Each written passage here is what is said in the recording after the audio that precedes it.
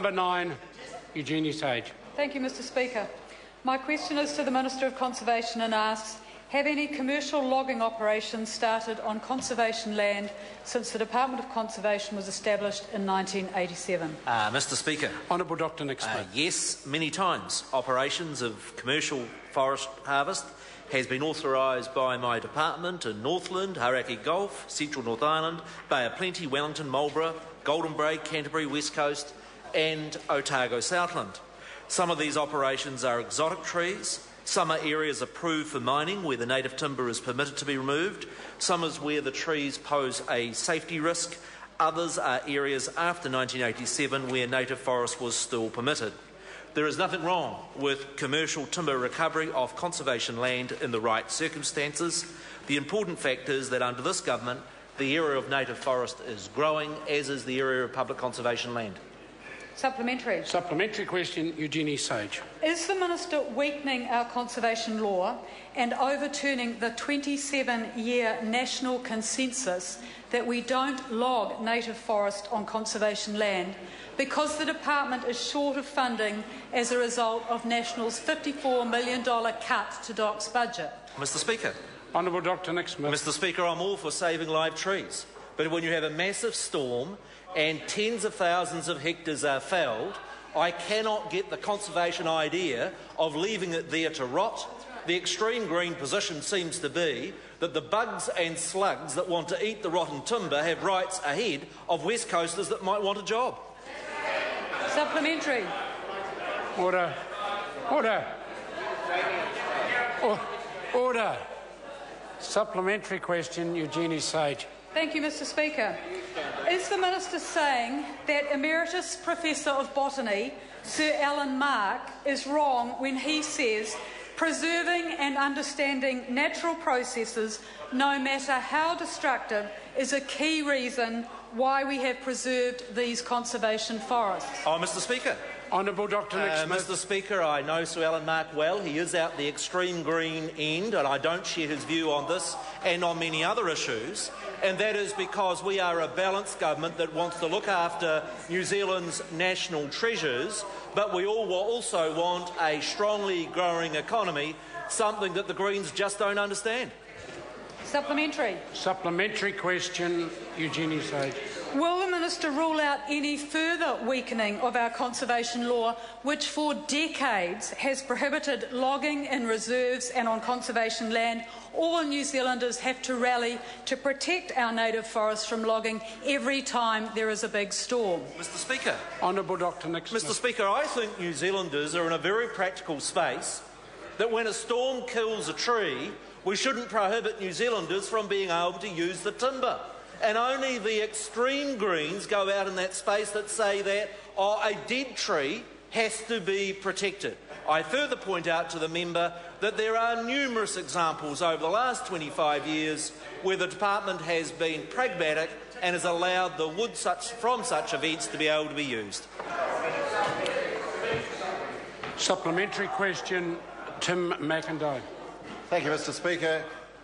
What indications of support has the Minister had for the commercial recovery of timber felled in Cyclone Eta, and is he confident that he has the numbers to pass the bill tomorrow? Mr Speaker. Honourable Dr Nick Smith. Mr Speaker, I've had very strong support, particularly from the West Coast community. I've also had support, and I would thank both the United Future Party and the Maori parties for recognising the unique situation on the West Coast. I've also had indications of support from New Zealand First, but my understanding is that there's been... Yes, I have. Andrew Little told me yesterday. Well, he might have changed... Order. Andrew Williams. I apologise. They're hard to distinguish, Mr Speaker, but I understand that the Labour caucus had a right row on Tuesday about where they might stand. And the Minister has no responsibility for that. Supplementary. Order. Supplementary question, Honourable Damien O'Connor. To the Minister, will the Minister support an amendment to his legislation that will guarantee it is West Coasters who get the job opportunities and West Coast businesses that are the beneficiaries of his piece of legislation? Mr. Speaker. Order. Honourable Dr Nick Smith. Mr. Speaker, I know that protectionist arguments about nations might fly, but this now idea, I haven't had the opportunity to answer. Order. Point Mr. of order, Speaker, my question was very simple. Will the Minister support... Order. Will... What we then want is the opportunity for the Minister to answer before the member. But I'm going to... What we're going to do... I'd just like to clarify the Speaker. Order. I'm going to allow the member to re-ask his question because there was so much noise, it was actually difficult for me to hear. Thank you, Mr. Speaker. The intricacies and the subtleties of the question. To the Minister, will the Minister support an amendment to his bill that will ensure that West Coast businesses and West Coast people are the beneficiaries of the jobs that he claims will come from his bill? Oh, Mr. Speaker. Honourable Dr. Mr. Nick Speaker, Smith. it would be a nonsense for us to say that the timber can only be used in the West Coast. And, Mr. Speaker, I give... Point of order, Mr. Speaker. Point of order. Honourable Doctor. Mr. Order. Speaker, I can't even hear myself think, and I'm Order. attempting to... Order. Now, the question's been asked, and an answer is required, and it will be given without this level of barracking coming from my left.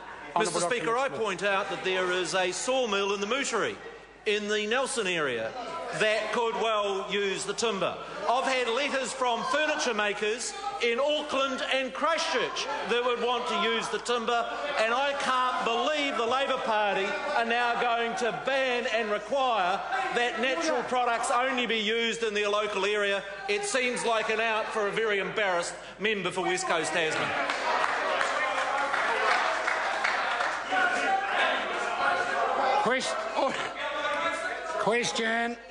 Question number 10. Chris Hipkins. Thank you, Mr. Speaker. My question is to the Minister of Education.